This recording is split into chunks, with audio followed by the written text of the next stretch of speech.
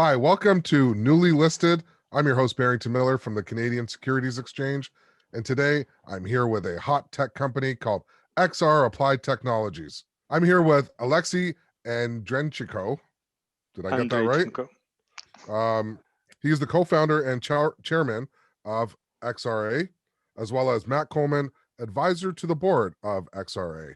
And today we're going to explore a little bit about what they do, where they're going, a little bit about the tech, and I'm going to ask some pretty pointed and direct questions. This is a little different from the usual newly listed clips that our audience has grown accustomed to. So first off, let's talk about a couple definitions. XR, VR, AR, MR.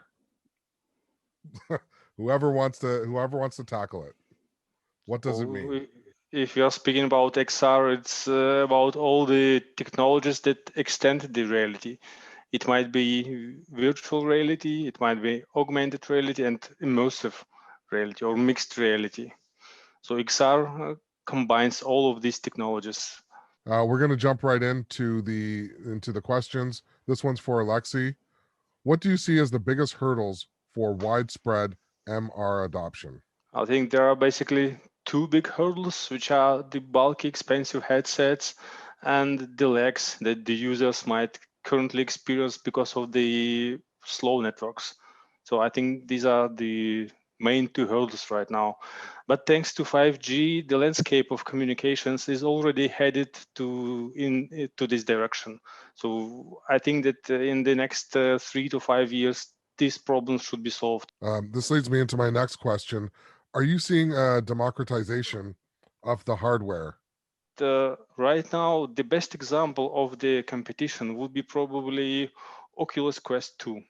The recent development is that Facebook has opened to the developers access to the new API, which is called Pass-Through Experimental. This new API allows the developers to get access to the cameras of the Oculus Quest 2, which means that we will be able to experience augmented reality. And now Facebook is trying to turn it into the competitor to HoloLens 2. Now, let's talk a little bit about where we're going. And again, something our audience can relate to. How long until Ready Player One? Will meaningful commerce and exchange exclusively occur in MR? For those that don't remember the Ready Player One movie, it was Spielberg's take on a virtual world where everybody in the movie put on a virtual reality headset and basically went into a metaverse where they interacted as avatars. In regards to where it's all going and how many years away this is, my estimate could be 5 to 8 years, but we're definitely seeing not the encased virtual reality headset in the future. It's actually glasses like I'm wearing at the moment. They're smart glasses, so you can actually read your emails, take phone calls. Your iris can actually activate different parts of your computer and then have a direct engagement. It's really going to pave the way for the future, and it might be here in the next few years. I'd like to say 3 to 5 years. Let's talk about another company called Magic Leap. And what went wrong, in your opinion, with Magic Leap? Look, Magic Leap is a fantastic company and concept. Although they've had challenges, they've raised quite a few $1 billion. They really started from scratch, creating a mixed reality headset in the market, and they tackled virtually all the markets. When I say all markets, I'm talking about military, I'm talking about the showcase in gaming, industrial, education. I think they took on too many sectors of the market. The new CEO that's recently taken over has taken them into a complete enterprise direction. So they'll be doing business to business, more around potentially, the education, health areas. And I think that's a good thing. There was a lot of great people that came and gone from that company, but they certainly I certainly enjoyed the experience when I tried it multiple times. Let's going back to glasses versus headsets. Um, do you think there will be headset fatigue, which will limit long-term growth, adaptation, and stickiness? A lot of that problem has been solved over the last sort of 5 years, and the quality of the headset has actually, got up to 4K quality, which is amazing. And I think, the improvement in the tech and the motion of the movement in a headset is a lot much way better. Wow. This question is for Aleksey. What will be the major hardware upgrades that will make MR a more ubiquitous reality? It looks like the major hardware upgrade should be the mass production of consumer devices that will support mixed reality. And I will agree with Matt. This probably should be the devices that can be used just in the way that we are using the smartphones right now. So if we have the devices in the form of the normal glasses that can substitute the smartphones, then we are there. This question is for sort of both of you. Um, how do we need to think about security in an MR based society? Are there any ethical concerns that may exist? What are the things that we haven't thought about? It's a really good question. One interesting fact that I should touch on is that Facebook this year, you have to actually have a Facebook account to get into the Quest to set up a new account. On the security side, look, it's a good thing. They know who you are. But on the other side of the fence, I'm sure some analysts are going, is this like a walled garden approach? Is it the right approach? It's certainly something that Mark Zuckerberg's pushed and got through. So there's those scenarios, and I think as long as the consumer is made aware of the security issues around that and the experience, I think it's a good thing. But I think it's not about the technology itself. It's about the way the data is used by those who have access to it. After all, no matter how we use the technology, for instance, it might be some AR application, it might be some VR game. After all the data is stored on the servers.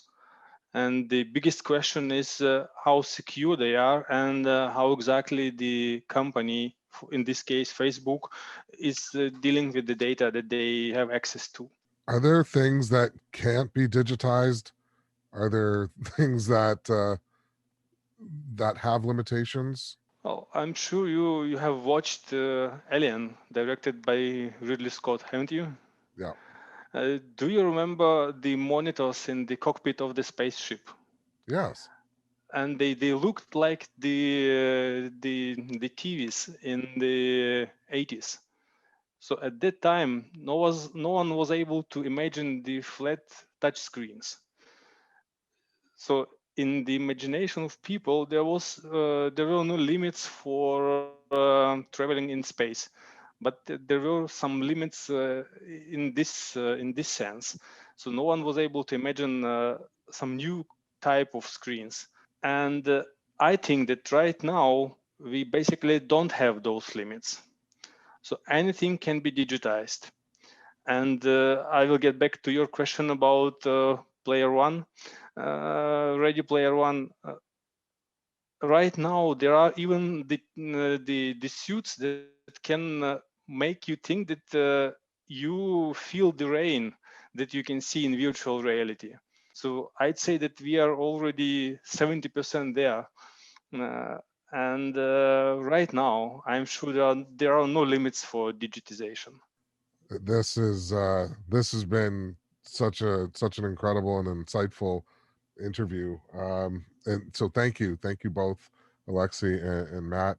Uh, I do want to talk a little bit about XRApplied, which is listed on the Canadian Securities Exchange, and tell our audience a little bit about what XRApplied Technologies does? So we are not a big player yet, and our main goal is to scout for the new technologies, for the new hardware that is out there, and see how exactly we can apply to meet the goals of the business, and to make sure that they can have a better communication to the client base and to the consumers. What do you look for when you look for the best technologies? What's your criteria? So we won't be the first movers. So we will wait a bit, see how others are using the technology, and find the best application for them. So just like I have just explained to you that there are no limits in the digitization. We check how exactly the first movers use the technologies. We analyze their mistakes, and then we are going to make something better out of it. Thank Yeah, you, Barrington, Aleksey. I was just going to say that Yeah. the big opportunity for XRA has been in the toy area as well, and engaging children in new ways with their iPads and mobile devices, because there's a brand new generation of children growing up, as a digital native, like something that I never did, of course. And, we're now having to adapt different education techniques. And Snapchat, to be honest, has really led the way in augmented reality. A lot of people don't know that the filters on your face in a simple Snapchat scenario is augmented reality. And augmented reality is also potentially 75% of the market through the mobile devices, not through the headset. So I just wanted to make that clear. And Pokemon, which you probably played around with your children, over the last 5 years, they've built 250 million players, and earned $1 billion on average over a year, every year for the last 5 years. That's how big this market is in gaming as well. So, we can also tap into their technology and create experiences within the Snapchat world, which is very exciting. Aleksey, I was just wondering if there's a few key people on your team that you would like to point out. Definitely. First of all, I'd like to mention Unicorn Incubator and Dom Einhorn, who introduced us to Jason. Unicorn, Dom, Einhorn are going to be responsible for customer acquisition and marketing, and Jason and Boa Capital helped us to get where we are right now, to be listed. And Jason is consulting us in capital markets. Also, Alexandria Stone is our head of business development, and our CTO is Konstantin. I know I've been working with him for many years, so I think we have a very good team. Last question. What do investors, would-be investors, new investors have to look forward to with XRApplied Technologies in the next 3, 6, or 12 months? Well, I'd say that in the next 6 months, we are going to publish some more new applications. And we'll definitely keep scouting for the new technologies. Maybe we will get some more partners whom we can work with. And basically, it's about development of the new applications and applying the current technologies to how exactly consumers can use them. Well, gentlemen, this has been a wonderful, wonderful discussion. Thank you so much for sharing your insights and your opinions and your knowledge and your experience and expertise. And of course, thank you for choosing the CSE as the home destination. This has been an episode of Newly Listed. I've been your host, Barrington Miller, Director of Issuer Engagement at the Canadian Securities Exchange, and we will see you on the next episode. Thank you. Thank you for tuning in to another Newly Listed on the CSE. Please feel free to hit like and share this content, and hit subscribe if you haven't already.